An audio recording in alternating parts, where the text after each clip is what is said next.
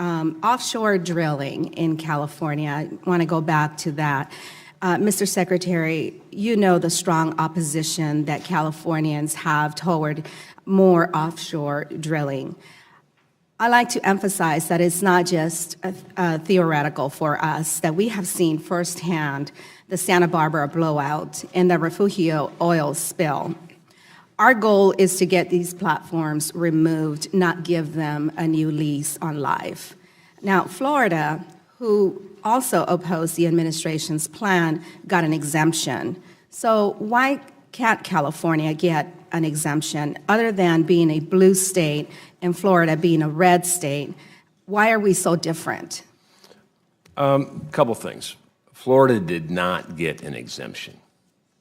In the case of Florida, three things. One is every member, both sides of the aisle, wrote me a letter. Second is the governor asked for an immediate meeting. And third, there's a little thing called a federal moratorium that expires in 2022, but that federal moratorium extends well past 100 miles off the coast. When you say both sides of the aisle wrote you a letter, are you saying that the GOP California representatives did not send you a letter? Both sides of the aisle, that every member of the Florida delegation, both Republican and Democrat, either wrote me a letter or wrote me a statement in strong opposition to drilling off the coast of Florida. So are you saying that California Republicans failed to send you a letter talking about the importance of shutting off oil drilling off of California coast? No, what I'm saying is that Florida, the reason why, and I could have put Florida off the list in the beginning because the executive order from the president didn't specifically look at Florida, but had I left Florida off, it would have been arbitrary and capricious.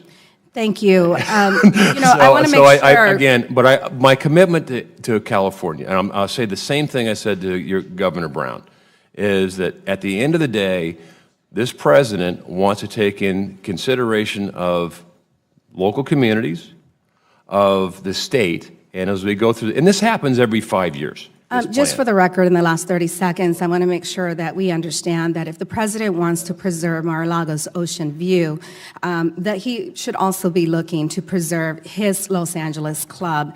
Regarding the water needs in California, we have a vast underground aquifers, specifically in Southern California, the area that I represent, but we are in great need of funding because that water is severely polluted by federal contractors that came in, polluted, and then left. My time's up, and I yield back.